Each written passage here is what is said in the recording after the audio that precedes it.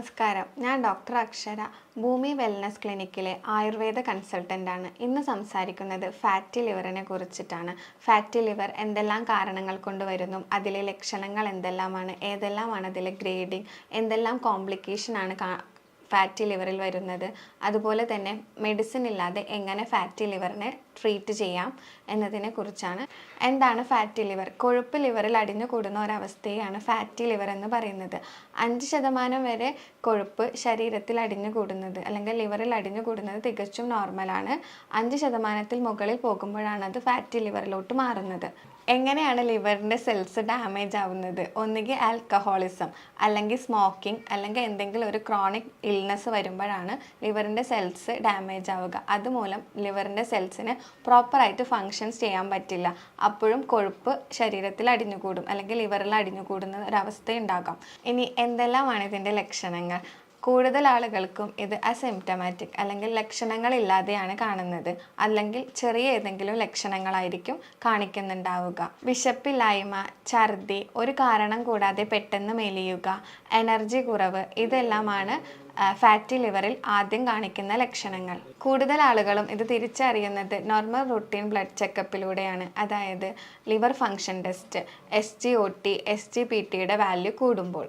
ഇതിൻ്റെ പ്രധാന ലക്ഷണങ്ങളിൽ ഒന്നാണ് വയറിനകത്ത് വേദന. അതും കൂടുതലായിട്ടും കാണുന്നത് റൈറ്റ് സൈഡിലായിരിക്കും. കാരണം ലിവറിൻ്റെ പൊസിഷൻ വരുന്നത് നമ്മുടെ റൈറ്റ് സൈഡിലോട്ടാണ്. അപ്പോൾ റൈറ്റ് സൈഡിൽ വേദന വരുന്നുണ്ടായിരിക്കും. അതുപോലെ തന്നെ അസൈറ്റിസ് കാണാം. അസൈറ്റിസ് എന്ന് വെച്ചിട്ടുണ്ടെങ്കിൽ ലോവർ അബ്ഡോമിനിൽ വെള്ളം കെട്ടി നിൽക്കുന്ന ഒരവസ്ഥയാണ്. അതുകൊണ്ട് തന്നെ ബ്ലോട്ടിങ്, നോസിയ പോലുള്ള കാര്യങ്ങളൊക്കെ കാണിക്കുന്നുണ്ടാവും. പിന്നീട് കാണിക്കുന്നതാണ് ബ്രെത്ത്ലെസ്നെസ്, അതായത് അമിതമായിട്ടുള്ള കിതപ്പ് ഉണ്ടായിരിക്കും. കൂടാതെ അബ്ഡോമിനൽ ബ്ലീഡിങ് ഉണ്ടായിരിക്കും. ഈ അബ്ഡോമിനൽ ബ്ലീഡിങ് ഉണ്ടാവുന്നത് ലിവറിൻ്റെ ഫങ്ഷൻസ്, അതായത് ലിവറിലാണ് കൊയാഗുലേഷൻ ഫാക്ടേഴ്സിൻ്റെ സിന്തസിസ് നടക്കുന്നത്. ഇത് പ്രോപ്പറായിട്ട് നടക്കാതെ പോവുകയും അതിൻ്റെ ഭാഗമായിട്ട് ബ്ലഡ് കട്ട പിടിക്കാൻ ആവശ്യമായിട്ടുള്ള രാസവസ്തുക്കൾ അവിടെ കുറയും. അതുകൊണ്ട് എന്തുണ്ടാകും? ബ്ലഡ് കട്ട പിടിക്കാതെ പോകും. അതുകൊണ്ടാണ് ഇൻറ്റേർണൽ ബ്ലീഡിങ് ഇവിടെ കാണുന്നത്. അതുപോലെ സ്പൈഡർ ആൻജിയോമ എന്ന് പറഞ്ഞിട്ടുള്ള ഒരു കണ്ടീഷൻ ഉണ്ട്. അതായത് വെയിൻസ് പുറത്തോട്ട് പ്രൊമിനൻ്റ് ആയിട്ട് നിൽക്കുന്നുണ്ടായിരിക്കും. ഈ ഒരു കണ്ടീഷനും ഇതിൽ കാണാം.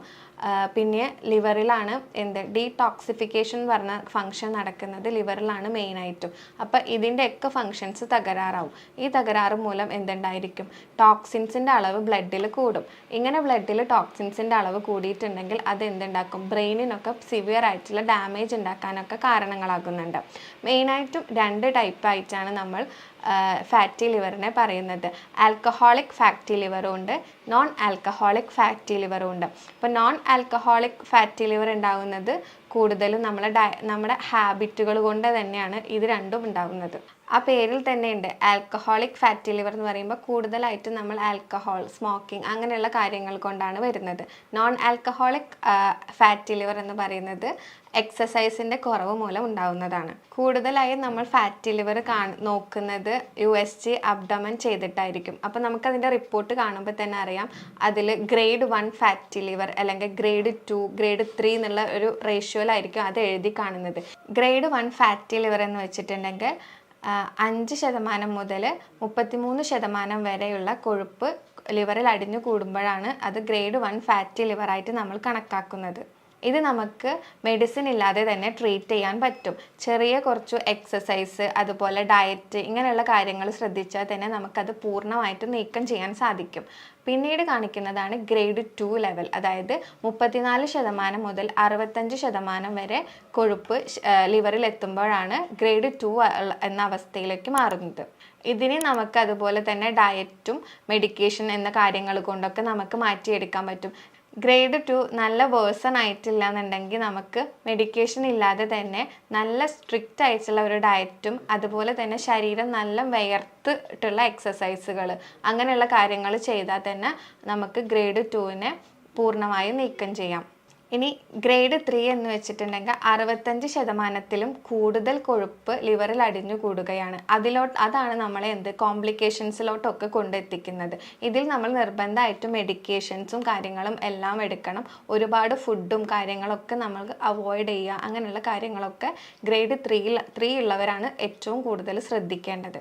ഒന്നാമതായി നമ്മൾ ഒഴിവാക്കേണ്ടത് ആഡഡ് ഷുഗേഴ്സ് ആണ്. ആഡഡ് ഷുഗേഴ്സ് എന്ന് വെച്ചിട്ടുണ്ടെങ്കിൽ പഞ്ചസാര, ശർക്കര, തേൻ പോലുള്ള കാര്യങ്ങൾ. നമുക്കറിയാം തേൻ തികച്ചും നാച്ചുറൽ ആണ്.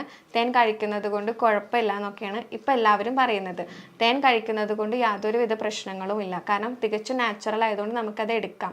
പക്ഷേ ഇന്ന് കിട്ടുന്ന തേനിൽ കൂടുതലും ആർട്ടിഫിഷ്യൽ ആയിട്ടായിരിക്കും. അതിലെന്തെങ്കിലും ആർട്ടിഫിഷ്യൽ ആയിട്ടുള്ള എന്തെങ്കിലും ആഡ് ചെയ്തിട്ടുണ്ടായിരിക്കും. നാച്ചുറൽ ആയിട്ടുള്ളതല്ല നമുക്ക് കിട്ടുന്നത്. അപ്പോൾ നാച്ചുറൽ ആയിട്ട് കിട്ടുന്നതാണെന്ന് ഉറപ്പുണ്ടെങ്കിൽ നമുക്കത് എടുക്കുന്നത് കൊണ്ട് പ്രശ്നമില്ല. പിന്നീട് പറഞ്ഞത് ട്രാൻസ് ഫാക്റ്റുകളുടെ ഉപയോഗം നമ്മൾ കുറയ്ക്കണം എന്നാണ്. എന്താണ് ട്രാൻസ് ഫാക്റ്റ് എന്ന് വെച്ചിട്ടുണ്ടെങ്കിൽ ഈ ജങ്ക് ഫുഡ്, അതുപോലെ നമ്മൾ ഈ പൊരിച്ച ഭക്ഷണങ്ങൾ, ഇതിലൊക്കെ ഉണ്ടാകുന്ന ഫാറ്റിനെയാണ് നമ്മൾ ട്രാൻസ് ഫാക്റ്റ് എന്ന് പറയുന്നത്. അത് നമ്മൾ പൂർണ്ണമായിട്ടും ഒഴിവാക്കണം. നല്ല ഫാറ്റുകൾ ചെറിയ രീതിക്ക് എടുക്കുന്നത് കൊണ്ട് നമുക്ക് വലിയ പ്രശ്നങ്ങൾ ഉണ്ടാവില്ല. അതായത് അൺസാച്ചുറേറ്റഡ് ആയിട്ടുള്ള ഫാറ്റ്. അൺസാച്ചുറേറ്റഡ് ഫാറ്റ് എന്ന് വെച്ചിട്ടുണ്ടെങ്കിൽ നമ്മുടെ ഈ നട്ട്സ്, സീഡ്സ്, അതിൽ നിന്നൊക്കെ നമ്മൾ എടുക്കുന്ന ഓയിലുകളില്ലേ, അതിൽ നിന്ന് കിട്ടുന്ന എണ്ണ, അത് നമുക്ക് ചെറിയ രീതി, അത് നല്ല കൊളസ്ട്രോൾ നമ്മുടെ ശരീരത്തിന് ആവശ്യമാണ്. അത് എടുക്കുന്നത് കൊണ്ട് കുഴപ്പമില്ല. ചെറിയ അളവിൽ, അതും ഒരു ഡോക്ടറുടെ നിർദ്ദേശപ്രകാരം കഴിക്കുകയാണെങ്കിൽ അത്രയും ബെറ്റർ ആയിരിക്കും. മൂന്നാമതായി റെഡ് മീറ്റിൻ്റെ ഉപയോഗം ഒഴിവാക്കുക. റെഡ് മീറ്റ് എന്ന് വെച്ചിട്ടുണ്ടെങ്കിൽ മട്ടൻ, താറാവ്, അതുപോലെ ബീഫ്, പോർക്ക്, ഇങ്ങനെയുള്ള കാര്യങ്ങളൊക്കെ നമ്മൾ ഒഴിവാക്കണം. കാരണം ഈ റെഡ് മീറ്റ് കൂടുതൽ ഇൻഫ്ലമേഷൻസ് ഉണ്ടാക്കും സെൽസിൽ. അപ്പോൾ അതും ഫാറ്റി ലിവറിലോട്ട് നമ്മളെ നയിക്കും. നാലാമതായി ഉറക്കം. നമ്മളെപ്പോഴും കറക്റ്റ് ടൈമിന് ഉറങ്ങുക. അതായത് ഒരു 6 hours അല്ലെങ്കിൽ 7 hours എന്നും കറക്റ്റ് സമയത്ത് ഉറങ്ങി കറക്റ്റ് സമയത്ത് എണീക്കുക. അങ്ങനെ ഒരു ശൈലിയിലോട്ട് പോവുക. അതുപോലെ പകലുറക്കം പൂർണ്ണമായിട്ടും ഒഴിവാക്കുക. ഇപ്പം നമ്മളെ കൂടുതൽ ആൾക്കാരും ഉച്ചയ്ക്ക് ശേഷം ഉറങ്ങുന്നവരാണ്. അപ്പം അങ്ങനെയുള്ള ഉച്ച ഉറക്കം, പകലുറക്കം, ഇതെല്ലാം നമുക്ക് ഒഴിവാക്കേണ്ടതാണ്. നാലാമതായി നമ്മൾ ഒഴിവാക്കേണ്ടത് പുകവലി, മദ്യപാനം, സോഫ്റ്റ് ഡ്രിങ്ക്സ് ഇല്ലേ, ഇപ്പോൾ പെപ്സി, കോള, അങ്ങനെയുള്ള ഐറ്റംസൊക്കെ നമ്മൾ ഒഴിവാക്കേണ്ടതാണ്. അതുപോലെ ജ്യൂസ് കുടിക്കുന്നവരായിരിക്കും. ഫ്രഷ് ജ്യൂസ് ആണെങ്കിൽ പോലും ഫ്രഷ് ജ്യൂസിൽ ഫൈബറിൻ്റെ അളവ് കുറവായിരിക്കും. അതുപോലെ തന്നെ അതിലപ്പോൾ ജ്യൂസ് ആക്കുന്ന സമയത്ത് ഫ്രക്ടോസിൻ്റെ അളവ് കൂടുന്നുണ്ട്. അപ്പോൾ ഈ കണ്ടീഷനിൽ നമ്മൾ ജ്യൂസ് മാക്സിമം അവോയ്ഡ് ചെയ്തിട്ട് ഫ്രഷ് ഫ്രൂട്ട്സ് കഴിക്കുക. അതും സീസണൽ ഫ്രൂട്ട്സ് കഴിക്കുന്നത് കൂടുതലാക്കുക. ഫൈബർ റിച്ച് ആയിട്ടുള്ള ഭക്ഷണങ്ങളിലോട്ട് പോവുക. അടുത്തതായിട്ട് അൺസേഫ് ആയിട്ടുള്ള ലൈംഗിക ബന്ധങ്ങൾ. അതിലെങ്ങനെയെന്ന് വെച്ചിട്ടുണ്ടെങ്കിൽ ഹെപ്പറ്റൈറ്റിസ് എ, ഹെപ്പറ്റൈറ്റിസ് ബി പോലുള്ള രോഗങ്ങൾ നമുക്ക് വരാൻ സാധ്യതയുണ്ട്. അത് നമ്മുടെ ലിവറിനെ ഡാമേജ് ചെയ്യിക്കും. അപ്പോഴും നമുക്ക് ഫാറ്റി ലിവർ അല്ലെങ്കിൽ ലിവറിൽ എന്തെങ്കിലും ക്രോണിക് ഇൽനെസ് വരുമ്പോൾ ഫാറ്റി ലിവർ ഉണ്ടാവുമെന്ന് ഞാൻ പറഞ്ഞിട്ടുണ്ടായിരുന്നു. ലിവർ സെല്ലിന് ഡാമേജ് വരുമ്പോൾ. അപ്പോൾ ഈ ലിവർ സെല്ലിനെ ഡാമേജ് ആക്കാൻ വേണ്ടിയിട്ട് ഹെപ്പറ്റൈറ്റിസ് എ, ബി പോലുള്ള കണ്ടീഷൻസ് കാരണമാവുന്നുണ്ട്. ഇനി എന്തെല്ലാം ഭക്ഷണങ്ങളാണ് നമ്മളിതിൽ കഴിക്കേണ്ടത്? ധാരാളം ഇലക്കറികൾ കഴിക്കാം, പച്ചക്കറികൾ കഴിക്കാം, ഫൈബ്രിൻ കണ്ടൻറ്റ് കൂടുതലുള്ള തരത്തിലുള്ള കുക്കുംബർ, സാലഡ്സ് പോലുള്ള കാര്യങ്ങളൊക്കെ നമുക്കിതിൽ ഇൻക്ലൂഡ് ചെയ്യാം. അതുപോലെ തന്നെ ചെറുമീനുകൾ, മത്തി പോലുള്ള മീനൊക്കെ കഴിക്കുന്നതും ഇതിൽ നല്ലതായിരിക്കും. പിന്നെ പ്രോബയോട്ടിക്സ്, ആൻറ്റി ഓക്സിഡൻസ്, അങ്ങനെയുള്ള ഭക്ഷണങ്ങളും നമുക്കിതിൽ ഉൾപ്പെടുത്താം. അതായത് ഇഞ്ചി, മഞ്ഞൾ, അതുപോലെ പ്രോബയോട്ടിക്സ് ആയിട്ടുള്ള തൈരൊക്കെ കഴിക്കുന്നത് നല്ലതാണ്. പിന്നെ പലർക്കുള്ള സംശയമാണ് മുട്ട കഴിക്കാൻ പറ്റുമോ എന്നുള്ളത്. അപ്പോൾ മുട്ടയുടെ വൈറ്റ് നമുക്ക് എപ്പോഴും കഴിക്കാം. വീക്ക്ലി 1 or 2 ആയിട്ട് മുട്ടയുടെ മഞ്ഞ കഴിക്കുന്നതും നല്ലതാണ്. പിന്നെ ഒരു ഡോക്ടർ നിർദ്ദേശപ്രകാരം വൈറ്റമിൻ ഇ ക്യാപ്സ്യൂളിൻ്റെ ഇൻടേക്കും വളരെയധികം ഗുണകരമായിരിക്കും. ഇനി നമുക്ക് കുറച്ച് ഹോം റെമഡീസ് പരിചയപ്പെടാം. നമ്മളെ വീട്ടിലെല്ലായിടത്തും കിട്ടുന്നതാണ് ചെറുനാരങ്ങ. ഈ ഒരു ചെറുനാരങ്ങ എടുത്തിട്ട് നമ്മൾ 1 ലിറ്റർ വെള്ളത്തിൽ പിഴിയുക. എന്നിട്ട് അത് നമ്മൾ വെള്ളത്തിന് പകരമായിട്ട് നമ്മൾ മറ്റ് വെള്ളം കുടിക്കുന്നതിന് പകരം ദാഹം വരുമ്പോൾ ഈ വെള്ളം കുടിക്കുന്നത് വളരെയധികം നല്ലതായിരിക്കും. നമുക്കറിയാം നാരങ്ങയിൽ വൈറ്റമിൻ സി ധാരാളമായിട്ടുണ്ട്.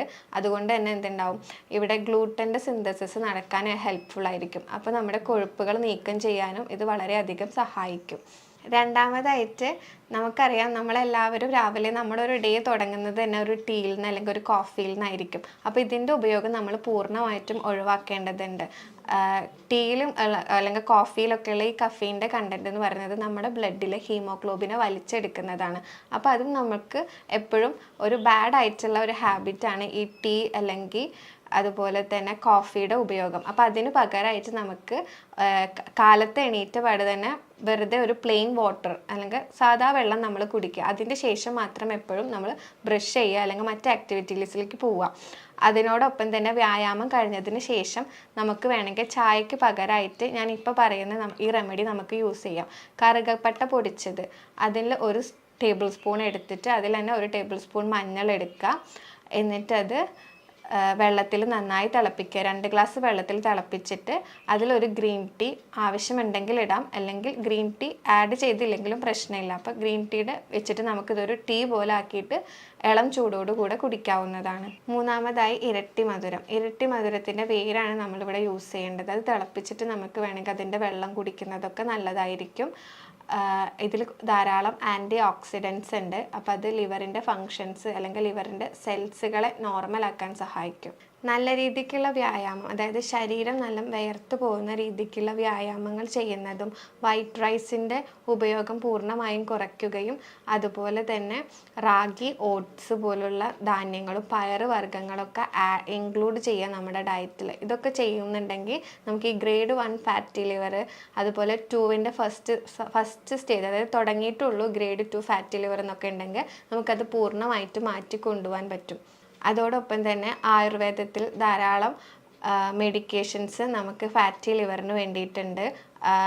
യോഗാസ് ഉണ്ട്, യോഗാസനങ്ങളുണ്ട്, പ്രാണായാമം, മെഡിറ്റേഷൻ പോലുള്ള കാര്യങ്ങളൊക്കെ നമ്മുടെ ഫാറ്റി ലിവറിനെ കുറയ്ക്കാൻ വേണ്ടിയിട്ട് സഹായിക്കുന്നുണ്ട്.